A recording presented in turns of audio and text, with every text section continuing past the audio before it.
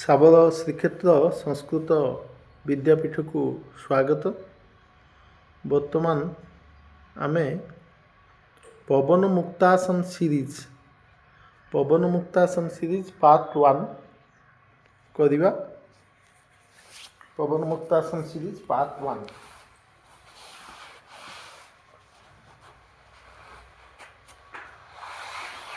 ପବନ ମୁକ୍ତାସନ series ଯାହା ଯୋଗ କରିବା ପୂର୍ବରୁ କରାଯାଏ। ଯେକୌଣସି ଆସନ ସେସନ ପୂର୍ବରୁ ପବନ ମୁକ୍ତାସନ ସିରିଜର ଅଭ୍ୟାସ କରାଯାଏ। ବର୍ତ୍ତମାନ ଆମେ ପବନ ମୁକ୍ତାସନ ପାର୍ଟ 1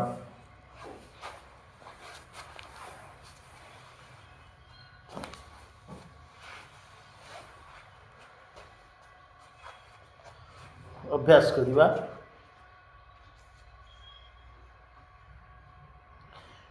ଏହାକୁ ଏଣ୍ଟି ରିମାଟିକ୍ ଏକ୍ସରସାଇଜ ବା ବାତ ନିରୋଧକ ବ୍ୟାୟାମ ବୋଲି କୁହାଯାଏ। ଏହାଦ୍ୱାରା ଆମର ଶରୀରର ସମସ୍ତ ଜଏଣ୍ଟ ଫ୍ଲେକ୍ସିବୁଲ୍ ହୁଏ। ତେଣୁ ଏହା ଏକ ଅତି ଉଚ୍ଚକୋଟୀର ଏବଂ ଆବଶ୍ୟକୀୟ ବ୍ୟାୟାମ।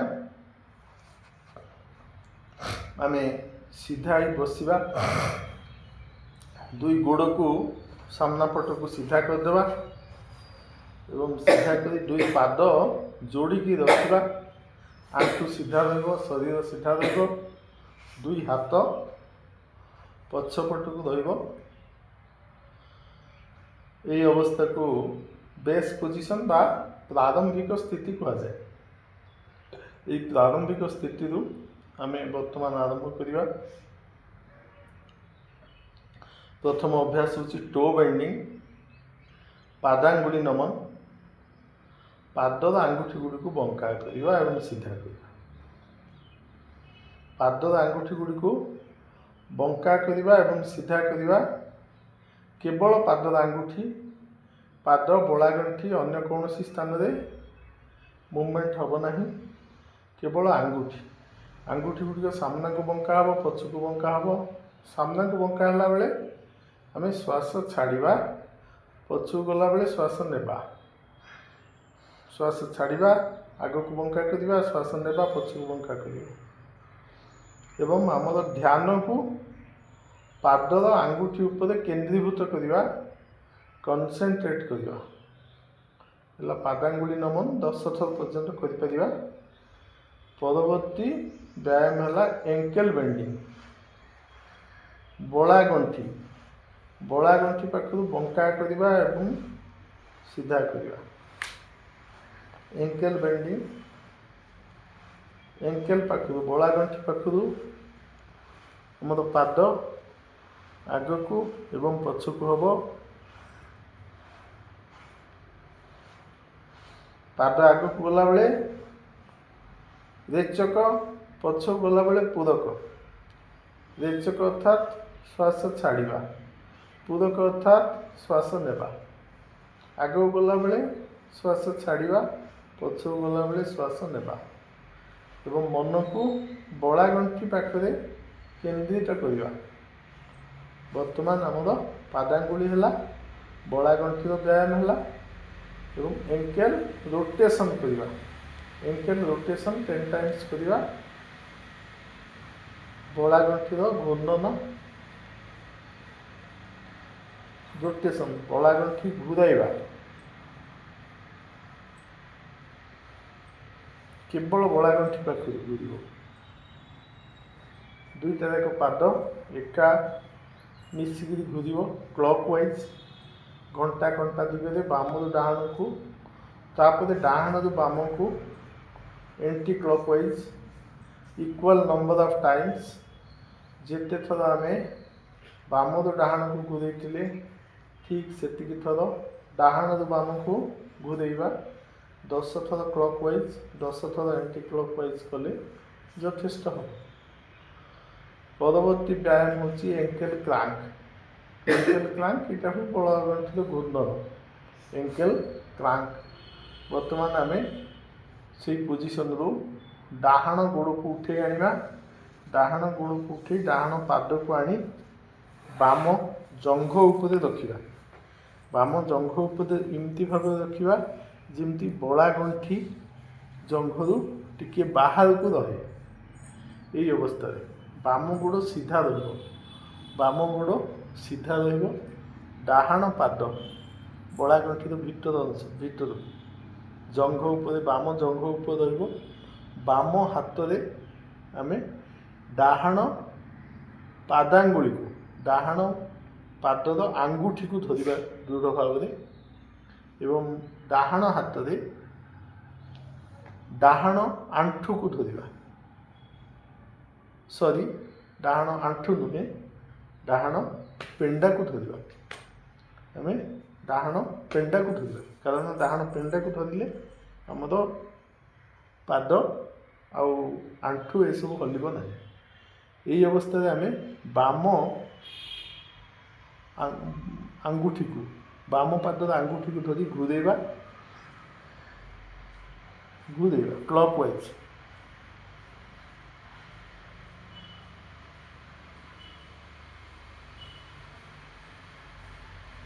ଦଶ ଥର ଘୂରେଇବା କ୍ଲକ୍ ୱାଇଜ୍।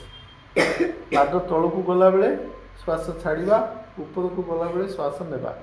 ବର୍ତ୍ତମାନ ଅପୋଜିଟ୍ରେ ଘୂରେଇବା। ଠିକ୍ ସେୟା, ଉପରକୁ ଆସିଲା ବେଳେ ଶ୍ୱାସ ନେବା, ତଳକୁ ଗଲାବେଳେ ଶ୍ୱାସ ଛାଡ଼ିବା। ଶ୍ୱାସର ରିଦମ୍ରେ ପରିବର୍ତ୍ତନ କରିବା ନାହିଁ। ଶ୍ୱାସକ୍ରିୟାର ଗତି ସହିତ ଆମର ଏnkଲର ରୋଟେସନର ଗତି ସିନକ୍ରୋନାଇଜ୍ କରିବ, ମିଳିତ ଭାବରେ କାର୍ଯ୍ୟ କରିବ। ବର୍ତ୍ତମାନ ଆମେ ଡାହାଣ ଗୋଡ଼କୁ ସିଧା କରିଦେବା। ବାମ ଗୋଡ଼କୁ ଉଠେଇ ଆଣି ବାମ ପାଦକୁ ଡାହାଣ ଜଙ୍ଘ ଉପରେ ରଖିବା। ଡାହାଣ ଜଙ୍ଘ ଉପରେ ରଖି ତାକୁ ଘୂରେଇବା।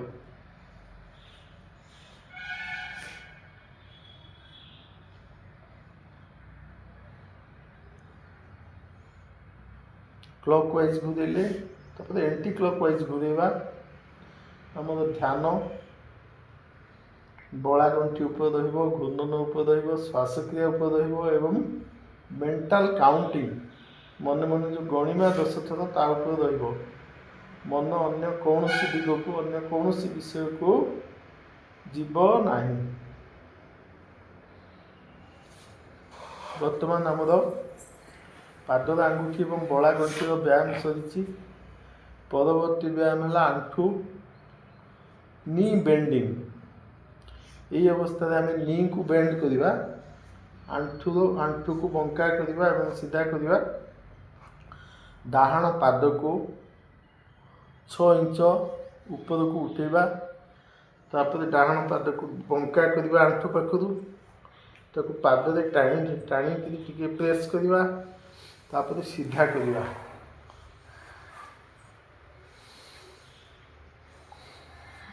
ବାମ ଗୋଡ଼ ସମ୍ପୂର୍ଣ୍ଣ ତଳେ ଲାଗି ରହିବ ଏବଂ ଡାହାଣ ଗୋଡ଼ ସିଧା ହେବ, ବଙ୍କା ହେବ। ଡାହାଣ ଗୋଡ଼ ସିଧା ହେଲା ବେଳେ ଶ୍ୱାସ ଛାଡ଼ିବା।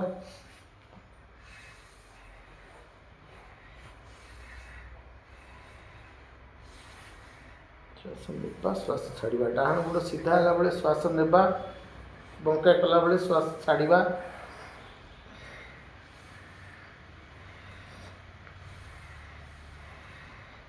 ସିଧା କଲାବେଳେ ଶ୍ୱାସ ନେବା, ବଙ୍କା କଲାବେଳେ ଶ୍ୱାସ ଛାଡ଼ିବା।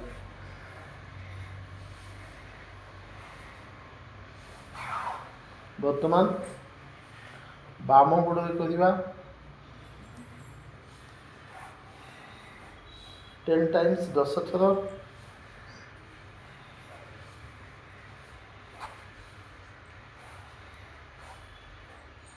ଏଠି ଆଉ ଗୋଟିଏ ଦିଗ ଧ୍ୟାନ ଦେବା, ଯେତେବେଳେ ଗୋଡ଼ ସିଧା କରୁଛେ ପାଦ ବି ସିଧା ହେବ, ଯେତେବେଳେ ଗୋଡ଼ ବଙ୍କା କରୁଛେ ପାଦ ବି ପଛ ଆଡ଼କୁ ବଙ୍କା ହେବ।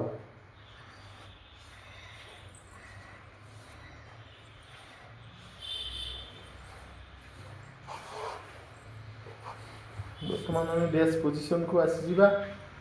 ଯଦି ମଝିରେ ଆମକୁ ଟାୟାର୍ଡ଼ ଲାଗୁଛି ଆମେ ବେସ୍ ପୋଜିସନ୍କୁ ଆସିଯାଇପାରିବା 5ଟି ବା 10ଟି। श्वासक्रिया करी शरीर को शिथिल कर। बर्तमान आम नी क्रांक करवा। नी क्रांक बा आंठुर घूर्णन। बर्तमान आम डाहाण आंठू को ऊपर को उठा और आंठू तल को हाथ इंटरलॉक कर आंगुठी परस्पर को छंदी धरवा दृढ़ भाव एवं हाथ बर्तमान आंठू ठारू गोईठी पर्यंत भूमि सहित समांतर भाव रहिबो। भूमि सहित समांतर रहिबो। ये अवस्था आम रोटेट करवा।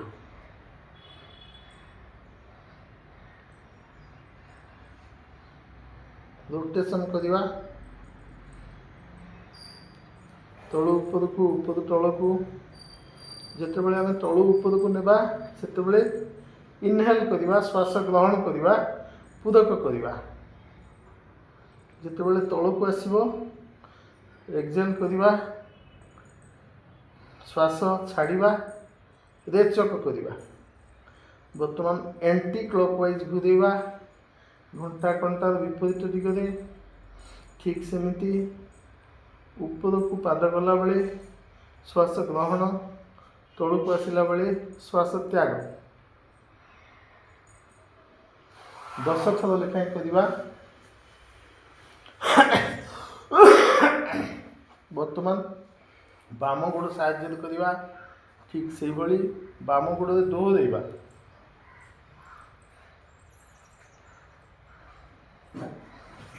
दस थर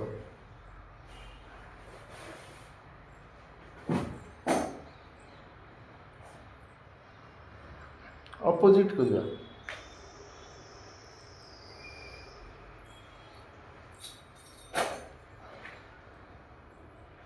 ऊपर को गला बेले पूरक तलू को आसला बेले रेचक क्लॉकवाइज जेते थर एंटी क्लॉकवाइज सेते थर मने मने 10 थर गणिकी क्लॉकवाइज 10 थर गणी एंटी क्लॉकवाइज करा जाई पारे। बर्तमान आमर हिप जॉइंट रो व्यायाम। अच्छा ता पूर्व आम आउ गोटे व्यायाम करवा जोटा कहती नी कैप कंट्राक्शन। यहाँ बाहर को सेतेटा दृश्यमान हम ना आम जो टोपी भली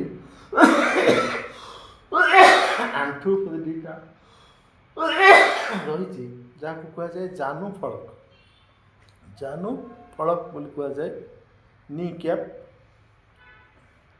से नी कैप को आम कंट्राक्शन करवा एवं आम आकर्षण करवा एवं ढिला छाड़ा। Kneecap only knee cap.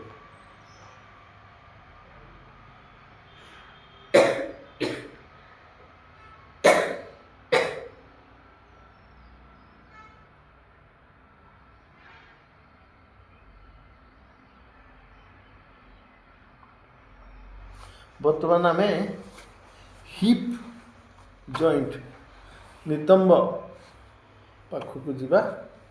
Hip joint रो व्यायाम।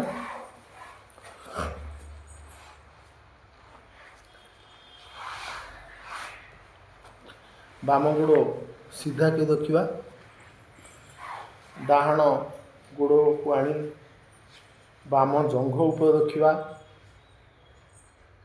बाम जंघ ऊपर रखा एवं आम बर्तमान बाम हाथ रे डाहाण पादर आंगुठी को धरवा ऊपर पटू धरवा एवं तापर डाहाण हाथ रे आंठू को धरवा। डाहाण हाथ रे आंठू को धरवा। यही अवस्था आम श्वास नेला बेले श्वास इनहेल कला बेले आंठू को टाणी आनी छाती रे लगेवा एवं श्वास छाड़िला बेले आंठू को प्रेस करी भूमि रे लगेवा। जोगरे प्रथम अभ्यास कला बेले भूमि रे लागिबो नाही किंतु आस्ते आस्ते अभ्यास द्वारा से भूमि रे लागिबो एवं आमर हिप जॉइंट फ्लेक्सिबल हम। श्वास नेले श्वास छाड़िले नेले श्वास छाड़िले नेले छाड़िले नेले छाड़िला बेले ध्यान देवे आंठू जमी जाकि तले लगे टाणिला बेले आंठू आसी छाती लगे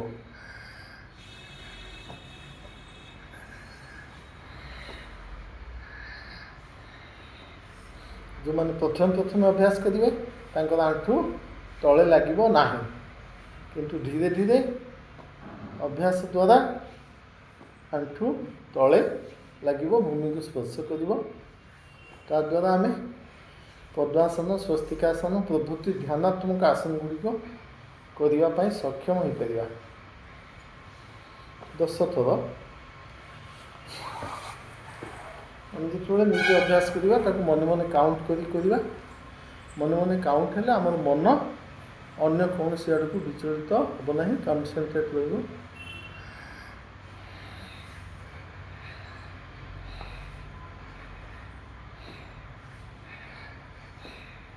मुंड सीधा रहा श्वास छाड़ला बेले आंठू प्रेस करवा तौल को शरीर नमनीय हम फ्लेक्सिबल हम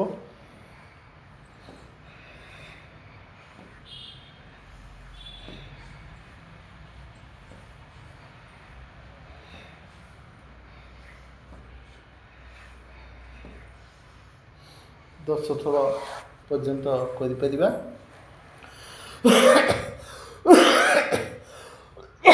या परर व्यायाम होची हिप जॉइंट रोटेशन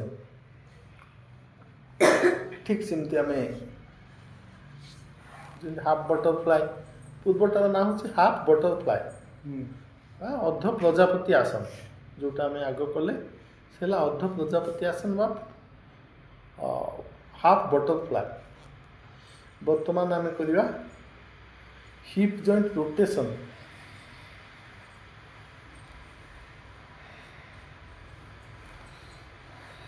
रोटेट करवा आम हिप पाखु रोटेशन हम हिप पाखे जो जॉइंट अच्छी से जॉइंट ना हूँ बॉल एंड सॉकेट जॉइंट गोटे सॉकेट भितर गोटे बॉल रोचे घूरुची तेणु आम ताकू घूरेवा 10 थर घूरेवा घूरेवा आंठू को धरी घूरेवा तापर एंटी क्लॉकवाइज घूरेवा से पेट दरकार पड़े खाल भी हम पेटर मांसपेशी को भी यूज कर परिबा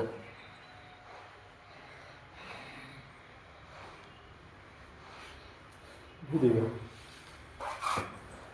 तापर चेंज करवा चेंज करके आम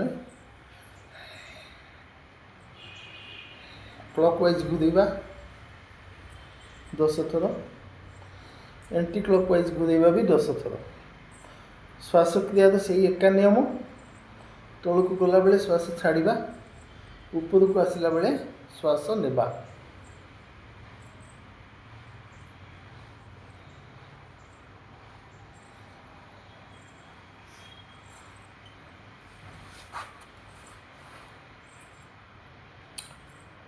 अन्य गोड़ अन्य आंठू मोटे मूवमेंट हम ना सेटा पूरा फिक्स रहा पाद एमती अच्छी ना एमती पाद एमती भी हम ना बर्तमान परवर्ती व्यायाम हूँ फुल बटरफ्लाई पूर्ण प्रजापति आसन दुईटा जाक पाद को शरीर आड़ को नहीं आसबे नहीं आसी दुईटा जाक पाद को जोड़ी देवे दुईटा जाक पाद गोईठी सहित गोईठी बुधांगुड़ी सहित बुधांगुड़ी पाद तलिपा सहित पाद तलिपा दुईटा जाक धरी टाइट करी धरिबे एवं अंटा सीधा रखिए मेरुदंड सीधा रखिए सेट करिए अन्यून 50 थर 50 टाइम्स मिनिमम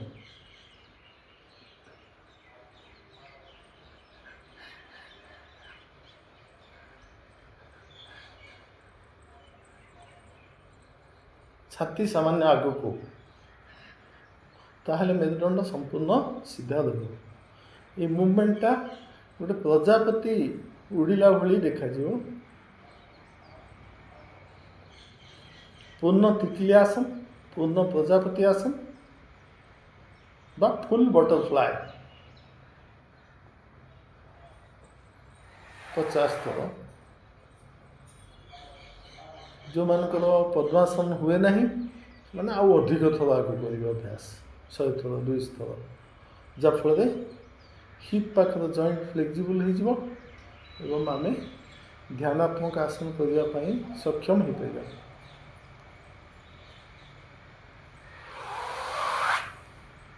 बर्तमान आमर निम्न अवयव अर्थात गोड़र व्यायाम सरी।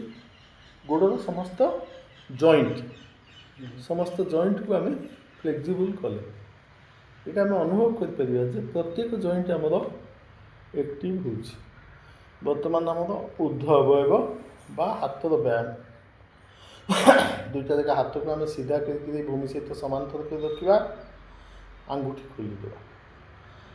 खोलीदेवा दुई हाथ परस्पर सहित समांतर भूमि सहित समांतर ये श्वास को छाड़ा बेले हाथ को मुठा करवा, बुढ़ा आंगुठी भितर रपर हाथ खोलिया, मुठा करवा, खोलिया, मुठा करवा, खोलिया, मुठा करवा, खोलला बेले श्वास नेबा, मुठा कला बेले श्वास छाड़ा।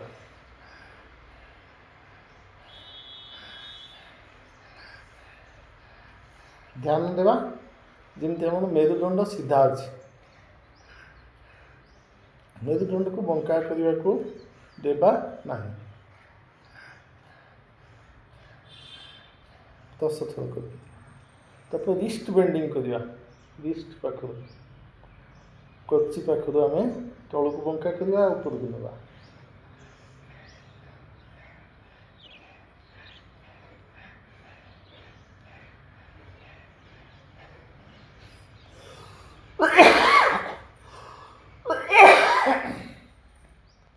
आम हाथ को तल को बंका कला बेले श्वास छाड़ा, ऊपर गला बेले श्वास नेबा।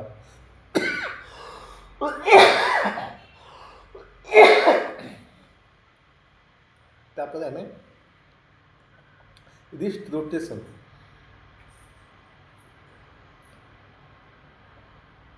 रिस्ट को रोटेट करवा।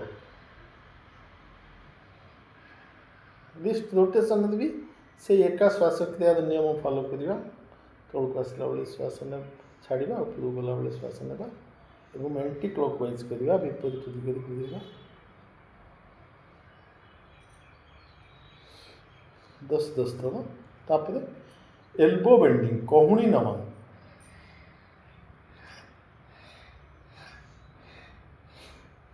सीधा कला बेले श्वास नेबा, बंका कला बेले श्वास छाड़ा।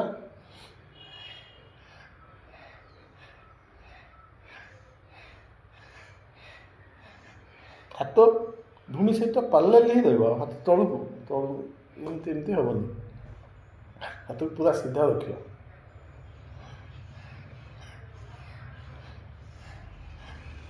तब साइड वार्ड भी भूमि सहित समांतर।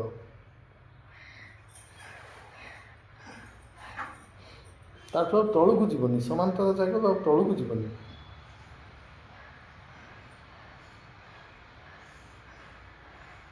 दस थर। नेक्स्ट हूँ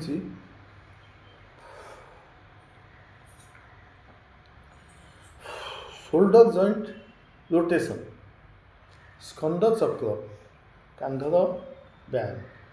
आम दुई आंगुठी को सब आम कांध ऊपर रखा।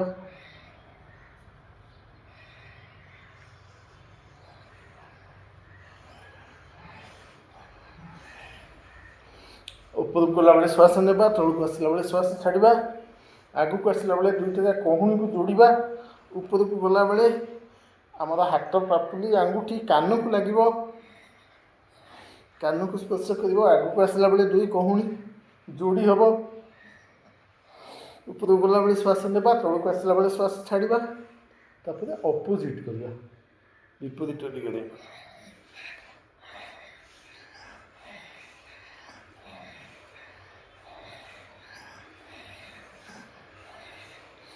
10 ରାଉଣ୍ଡ 10ଟି ଚକ୍ର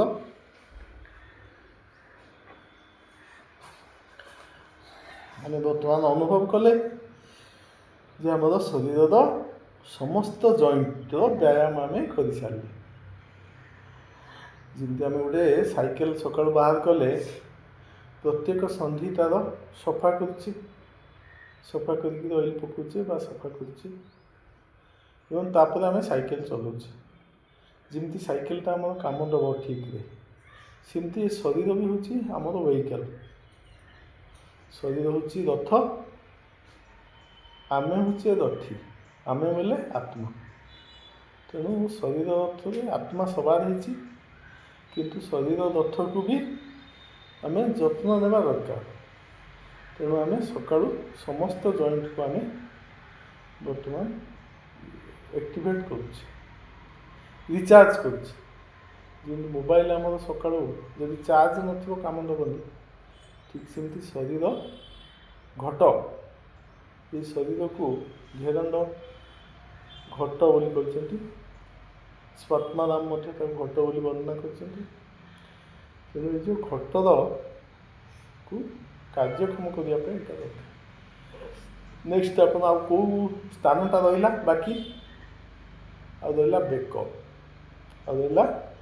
ବେକ ଗ୍ରୀବା ସଞ୍ଚାଳନ। ଆମେ ଠିକ୍ ବେସ୍ ପୋଜିସନରେ ବସିଯିବା, ବସି ଗ୍ରୀବା ସଞ୍ଚାଳନ କରିବା ବେକକୁ ଆଗକୁ ପଛକୁ। ପଛକୁ ଗଲାବେଳେ ଶ୍ୱାସ ନେବା, ଆଗକୁ ଗଲାବେଳେ ଶ୍ୱାସ ଛାଡ଼ିବା, ଶ୍ୱାସ ନେବା, ଶ୍ୱାସ ଛାଡ଼ିବା, ଶ୍ୱାସ ନେବା, ଛାଡ଼ିବା, ନେବା, ଛାଡ଼ିବା, ନେବା, ଛାଡ଼ିବା, ଏଭଳି 10 ଥର କରିପାରିବା। ତାପରେ ଆମେ ସାଇଡ୍ ୱାର୍ଡ ବେଣ୍ଡିଂ କରିବା, ପାର୍ଶ୍ୱରେ ଆମେ ବଙ୍କା କରିବା, ଦୁଇ ପାର୍ଶ୍ୱକୁ ସାଇଡ୍ ୱାର୍ଡ ବେଣ୍ଡିଂ କରିବା। ବର୍ତ୍ତମାନ ବାମକୁ ବଙ୍କା କରିବା, କାନ ଯାଇକରି ବାମ କାନ୍ଧରେ ଲାଗିବ, ଶ୍ୱାସ ନେବା। ଡାହାଣକୁ ବଙ୍କା କରିବା, କାନ ଯାଇ ଡାହାଣ ଶ୍ୱାସରେ ଲାଗିବ। ତାପରେ ପୁଣି ସିଧା କରିବା, ଶ୍ୱାସ ନେବା, ବଙ୍କା କରିବା, ଶ୍ୱାସ ଛାଡ଼ିବା, ସିଧା କରିବା, ଶ୍ୱାସ ନେବା, ବଙ୍କା କରିବା, ଶ୍ୱାସ ଛାଡ଼ିବା। ଏଭଳି ଭାବରେ ପ୍ରତ୍ୟେକ ପାର୍ଶ୍ୱରେ 10 ଥର ଲେଖାଏଁ ବେଣ୍ଡ କରିବା। ସମୟ ଅଭାବ ଥିଲେ 5 ଥର ବି କରିପାରନ୍ତି, କିନ୍ତୁ ଧ୍ୟାନ ଦେବେ ଯେତେ ଥର ଗୋଟେ ଦିଗରେ କରିବେ, ଅପର ଦିଗରେ ମଧ୍ୟ ଠିକ୍ ସେତିକି ଥର କରିବେ। ଏବଂ ଶ୍ୱାସକ୍ରିୟା ସହିତ ଯୋଡ଼ିକିରି କରିବେ। ଏକ୍ସରସାଇଜ ଏବଂ ଯୋଗ ଭିତରେ ଏତିକି ହେଉଛି ପ୍ରଭେଦ। ଏକ୍ସରସାଇଜରେ ଆମେ ଶ୍ୱାସକ୍ରିୟା ବା ମନକୁ ଗୁରୁତ୍ୱ ଦେଉନେ, କିନ୍ତୁ ଆମର ଆୱାରନେସ୍କୁ ଆମେ ଗୁରୁତ୍ୱ ଦେଉନେ, ସଜଗତାକୁ ଆମେ ଗୁରୁତ୍ୱ ଦେଉନେ। କିନ୍ତୁ ଯୋଗରେ ଆମର ସଜଗତା, ଆୱାରନେସ୍, ଆମେ ଫୁଲ୍ ଆୱାର ହେଇକି କରିବା ଯାହା କରିବା, ଏବଂ ମନରେ ଅନ୍ୟ କୌଣସି ଚିନ୍ତା, ଅନ୍ୟ କୌଣସି ଭାବନା ଆଣିବାକୁ ଦେବା ନାହିଁ। ଯେଉଁ ଜଏଣ୍ଟରେ, ଯେଉଁ ମସଲରେ ଆମର ଏକ୍ସରସାଇଜ ହେଉଛି, ସେ ସ୍ଥାନରେ ମନକୁ କେନ୍ଦ୍ରୀଭୂତ କରିବା। ବର୍ତ୍ତମାନ ଆମେ ଘୂରେଇବା ନେକ୍କୁ, ଡାହାଣକୁ ଘୂରେଇବା, ବାମକୁ ଘୂରେଇବା, ଡାହାଣକୁ ଘୂରେଇବା, ବାମକୁ ଘୂରେଇବା।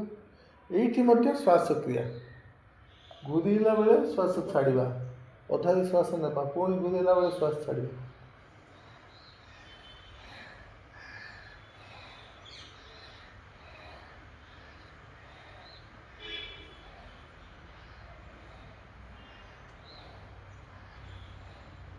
ବର୍ତ୍ତମାନ ଆମେ ନେକ୍ ରୋଟେସନ୍ କରିବା, ନେକ୍କୁ ରୋଟେଟ୍ କରିବା, ଚକ୍ରାକାରରେ ଘୂରେଇବା, ଏଇ ବେସ୍ ପୋଜିସନ୍।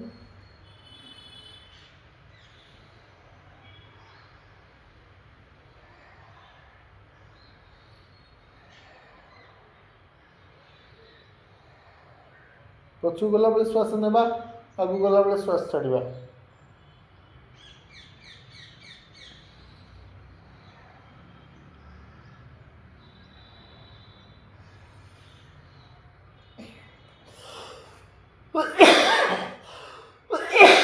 एंटी क्लॉकवाइज, बर्तमान अपोजिट दिगरे ଡାହାଣରୁ ବାମକୁ। ଆଗକୁ ଗଲାବେଳେ ଶ୍ୱାସ ଛାଡ଼ନ୍ତୁ, ପଛକୁ ଗଲାବେଳେ ଶ୍ୱାସ ନିଅନ୍ତୁ। 10 ଥର କ୍ଲକ୍ ୱାଇଜ୍, 10 ଥର ଏଣ୍ଟି କ୍ଲକ୍ ୱାଇଜ୍। ଏହା ହେଉଛି ପବନ ମୁକ୍ତାସନ ସିରିଜ୍ 1 ପାର୍ଟ 1। ଏଇଟା ବହୁତ ଉପଯୋଗୀ ବ୍ୟାୟାମ, ଯେଉଁଟା ଆମର ଯେଉଁ ଅର୍ଥରାଇଟିସ୍ ହେବ ନାହିଁ ଯଦି ଆମେ ଏହି ବ୍ୟାୟାମ କରିବା, ବା ଯଦି ପ୍ରାରମ୍ଭିକ ଅବସ୍ଥାରେ ଥାଏ ଆର୍ଥରାଇଟିସ୍ ବି ଦୂର ହୋଇପାରେ। ତେଣୁ ଆକୁ ସ୍ୱାମୀ ସତ୍ୟାନନ୍ଦ ସରସ୍ୱତୀ ତାଙ୍କୁ ନାମକରଣ କରିଛନ୍ତି ଏଣ୍ଟି ରିମାଟିକ୍ ଏକ୍ସରସାଇଜେସ୍। ଆକ୍ଚୁଆଲି ଏଇ ଯେଉଁ ବ୍ୟାୟାମ ଗୁଡ଼ିକ ବିହାର ସ୍କୁଲ ଅଫ୍ ଯୋଗ ମୁଙ୍ଗେର ଦ୍ୱାରା ଏଗୁଡ଼ିକ ସବୁ ତିଆରି କରାଯାଇଛି। ଏବଂ ବର୍ତ୍ତମାନ ଆମେ ୟା ପରର ଆବଶ୍ୟକତା ହେଉଛି ଆମେ ଶବାସନରେ ଶୋଇଯିବା, ରିଲାକ୍ସିଂ ଆସନ। କାରଣ ଏଇଟା ଯାହା କରିଛି ରିଲାକ୍ସ, ଏପଟକୁ ମୁଣ୍ଡ କରି ସେପଟକୁ ଗୋଡ଼ କରିକି ଶୋଇଯାଆନ୍ତୁ, ରିଲାକ୍ସିଂ ଆସନ।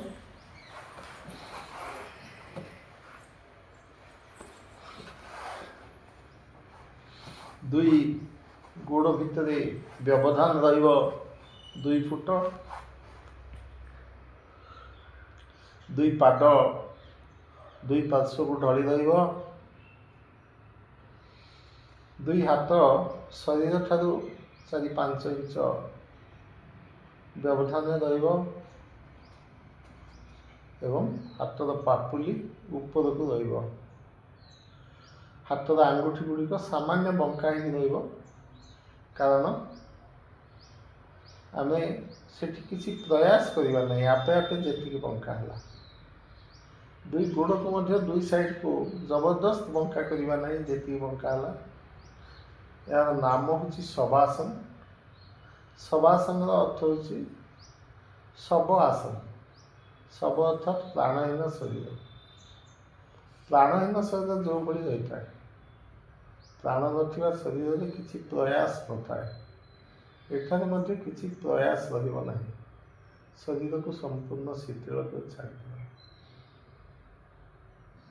କୌଣସି କ୍ରିୟା ରହିବ ନାହିଁ, କେବଳ ଶ୍ୱାସକ୍ରିୟା।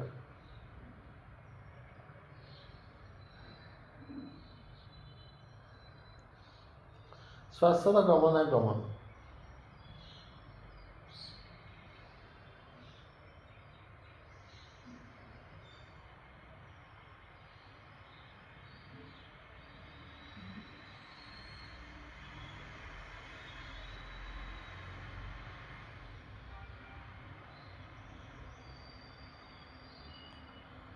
ବର୍ତ୍ତମାନ ଆମେ ଅର୍ଦ୍ଧବାସନ କରିବା, ଉଗୁଡ଼ି ହେଇଯିବା।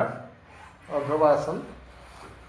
ଅର୍ଦ୍ଧବାସନରେ ଆମେ ମୁଣ୍ଡ ତଳକୁ କରିବା ଏବଂ ହାତ ସାମ୍ନାକୁ କରିବା। କପାଳ ତଳେ ଲାଗି ରହିବ।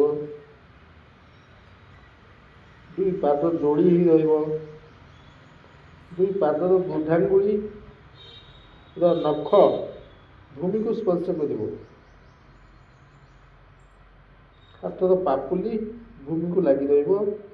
ଆଙ୍ଗୁଠି ଗୁଡ଼ିକ ପରସ୍ପର ଛନ୍ଦି ହୋଇ ରହିବ।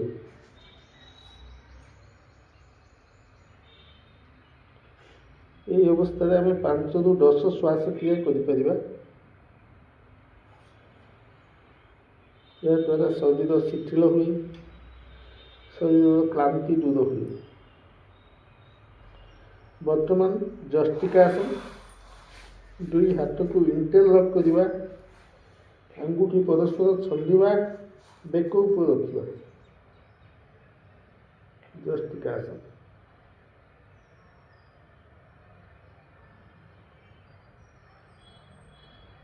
ସ୍ୱାଭାବିକ ଶ୍ୱାସ କ୍ରିୟା।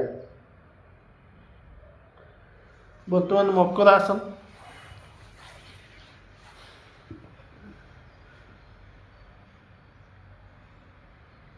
ଦୁଇ କହୁଣୀରେ ଭରା ରଖି ଦୁଇ ହାତ ପାପୁଲି ଉପରେ ମୁଣ୍ଡକୁ ରଖିବା। ଅଣ୍ଟା ପାଖରୁ ବା ନାଭି ପାଖରୁ ଶରୀର ପଛ ଆଡ଼କୁ ବଙ୍କା ହେଇ ରହିବ।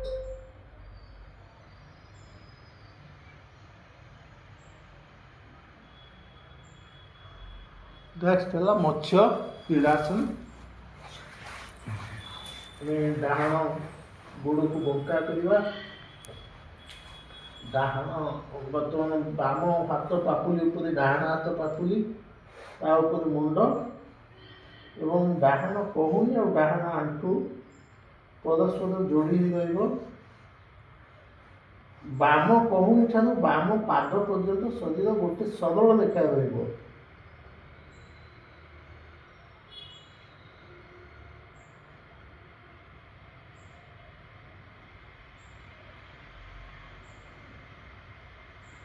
ତାପରେ ପାର୍ଶ୍ୱ ପରିବର୍ତ୍ତନ, ସାଇଡ୍ ଚେଞ୍ଜ।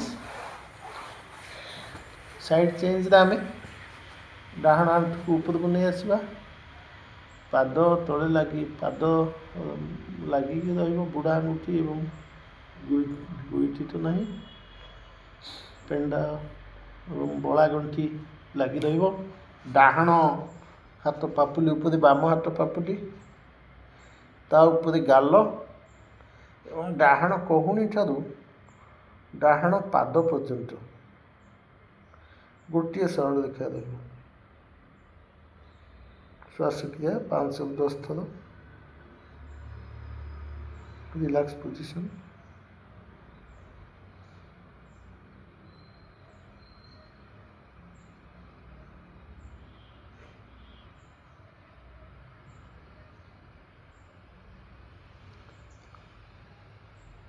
ବର୍ତ୍ତମାନ ରିଲାକ୍ସ କରିବା। ଆମର ବ୍ୟାୟାମ ସରିଛି। ଶରୀରକୁ ରିଲାକ୍ସ କରିବା। ରିଲାକ୍ସ କରିବା ପାଇଁ ଗଡ଼ିବା ଟିକେ।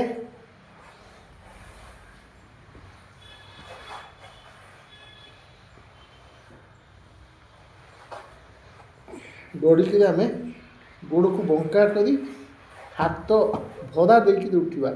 ଡାଇରେକ୍ଟ ଉଠିବା ନାହିଁ, ହାତ ଭରା ଦେଇ ଉଠିବା ହାତ ସାହାଯ୍ୟରେ।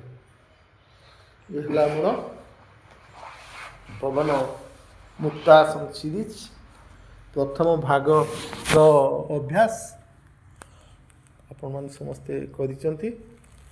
ତେଣୁ ବର୍ତ୍ତମାନ ଆମେ ଏହି ଅଭ୍ୟାସକୁ ମନେ ରଖିବା ଏବଂ ଯୋଗ ଅଭ୍ୟାସ କରିବା ପୂର୍ବରୁ ଏହାକୁ କରାଯାଇପାରେ। ଧନ୍ୟବାଦ।